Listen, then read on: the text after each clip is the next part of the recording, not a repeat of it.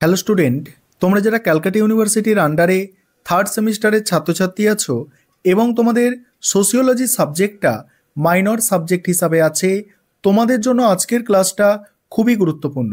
আজকের ক্লাসে তোমাদের গুরুত্বপূর্ণ আটটা 5 নম্বরের প্রশ্নের উত্তর নিয়ে আলোচনা করব। আজকের ক্লাসের প্রথম প্রশ্ন যেটা থাকছে, দেখো, সমাজতত্ত্ব ও ইতিহাসের মধ্যে সম্পর্ক স্থাপন করো।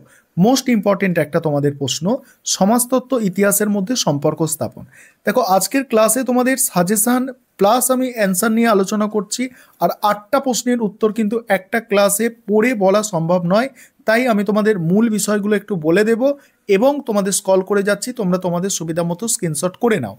দেখো, প্রথমেই তোমাদের একটা ইন্ট্রোডাকশন দিতে হবে সমাজতত্ত্ব আর ইতিহাস কি জিনিস। দেখো, এখানে লেখা আছে সমাজতত্ত্ব হলো মানব সমাজের এক সামগ্রিক বিশ্লেষণ, তেমনি ইতিহাস হলো মানব সমাজেরই ইতিহাস। সুতরাং সমাজতত্ত্ব ও ইতিহাস এই দুই সামাজিক বিজ্ঞানের, বলছে এই দুটি সামাজিক বিজ্ঞানের উপজীব্য বিষয় অভিন্ন, আর সমাজবদ্ধ মানুষের আলোচনায় উভয় শাস্ত্রের কেন্দ্রীয় বিষয়। এবারে তারপরের পয়েন্ট আছে, দেখো, মেন পয়েন্ট পাবে তোমরা, সমাজতত্ত্ব ইতিহাস পরস্পর পরিপূরক, অর্থাৎ একে অপরের পরিপূরক।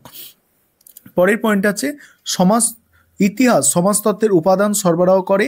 তারপরের পয়েন্ট আছে, দেখো, ইতিহাস দর্শন সমাজতত্ত্বকে প্রভাবিত করে।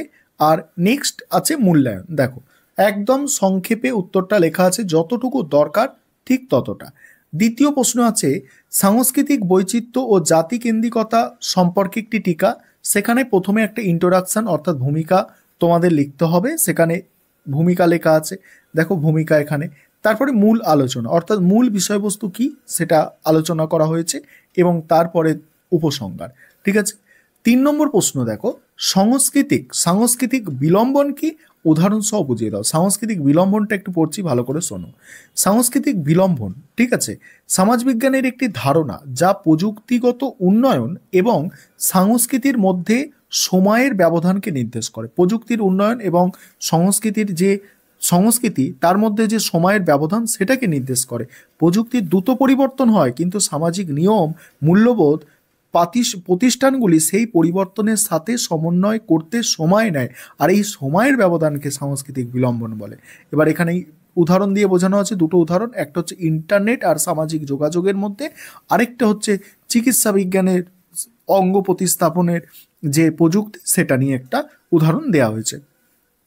4 নম্বর প্রশ্ন থাকছে যে সমাজতত্ত্ব এবং সাধারণ বোধের মধ্যে পার্থক্য কি। এই প্রশ্নের উত্তরটা তোমরা দেখে নেবে। তার আগে একটা বিষয় বলার আছে তোমাদের জন্য অনলাইন কোচিং ক্লাস চলছে। তোমরা যদি কেউ চাও পেড ব্যাচে অ্যাডমিশন নিতে পারো বা তোমরা স্টাডি মেটেরিয়াল পারচেস করতে পারো, সেক্ষেত্রে নিচে যে নম্বরটা দেখতে পাচ্ছ এই নম্বরে যোগাযোগ করবে। দেখো, সমাজতত্ত্ব এবং সাধারণ বোধের মধ্যে পার্থক্য, প্রথমে একটা ইন্ট্রোডাকশন দেওয়া আছে যে সমাজতত্ত্ব সাধারণ বোধ কি। দেখো, এখানে লেখা আছে সমাজতত্ত্ব এবং সাধারণ বোধের মধ্যে পার্থক্য বোঝার জন্য প্রথমে দুই ধারণার সংজ্ঞা জানা প্রয়োজন।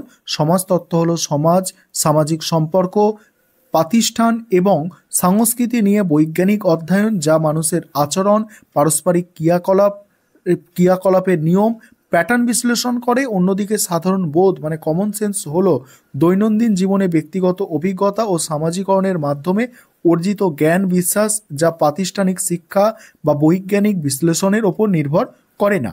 এবার পার্থক্য দেওয়া আছে প্রথমত দ্বিতীয়ত করে, এইভাবে পার্থক্য দেওয়া আছে। দেখো, 5টা পার্থক্য দেওয়া আছে তোমাদের, যেহেতু 5 নম্বরের এটা প্রশ্ন, এবং শেষে দেখো একটা উপসংহার টাইপের দেওয়া আছে, ছোট করে একটা উপসংহার দেওয়া আছে। 5 নম্বর প্রশ্ন, দেখো, বিভিন্ন প্রকারের সংস্কৃতির ওপর একটি টিকা। বিভিন্ন প্রকারের সংস্কৃতি, ঠিক আছে, এখানে সংস্কৃতি, বস্তুগত সংস্কৃতি আছে, সংস্কৃতিকে দুভাগে ভাগ করা যায়। তারপরে অবস্তুগত সংস্কৃতি আছে, তারপর বাকি প্যারা করে লেখা আছে, ঠিক আছে। 6 নম্বর প্রশ্ন, সহযোগিতা ও দ্বন্দ্বের মধ্যে পার্থক্য। দেখো, তার একটা ইন্ট্রোডাকশন দেওয়া আছে, সহযোগিতা আর দ্বন্দ্ব কি, ঠিক আছে। তারপরে প্রথমত দ্বিতীয়ত, তৃতীয়ত, এইভাবে পার্থক্যটা কিন্তু লেখা আছে। চতুর্থ, পঞ্চম, 5টা পার্থক্য, 5 নম্বরের যেহেতু প্রশ্ন, 5টা পার্থক্য এবং শেষে কিন্তু একটা উপসংহার দেওয়া আছে। এবার প্রাথমিক গোষ্ঠী ও গৌণ গোষ্ঠীর মধ্যে পার্থক্য নির্ণয় করো। এখানে দেখো, প্রাথমিক গোষ্ঠী গৌণ গোষ্ঠীর মধ্যে পার্থক্য প্রথমত, দ্বিতীয়ত, তৃতীয়ত আছে, তারপরে দেখো চতুর্থ, পঞ্চমত, তারপরে উপসংহার। তারপরে পরের শেষ প্রশ্ন আজকে ক্লাসে, তত্ত্বের সঙ্গে মনোবিজ্ঞান কিভাবে যুক্ত? সমাজতত্ত্বের সঙ্গে মনোবিজ্ঞান। দেখো এখানেও অ্যান্সারটা করা আছে। ঠিক আছে, এই হচ্ছে তোমাদের আজকে গুরুত্বপূর্ণ 5 নম্বরের 8টি প্রশ্নের উত্তর। আর তোমাদের আবারও বলছি, তোমরা যারা পেড ব্যাচে অ্যাডমিশন নিতে চাইছো বা স্টাডি মেটেরিয়াল পারচেস করতে চাইছো, তোমরা অবশ্যই তাড়াতাড়ি যোগাযোগ করে নাও।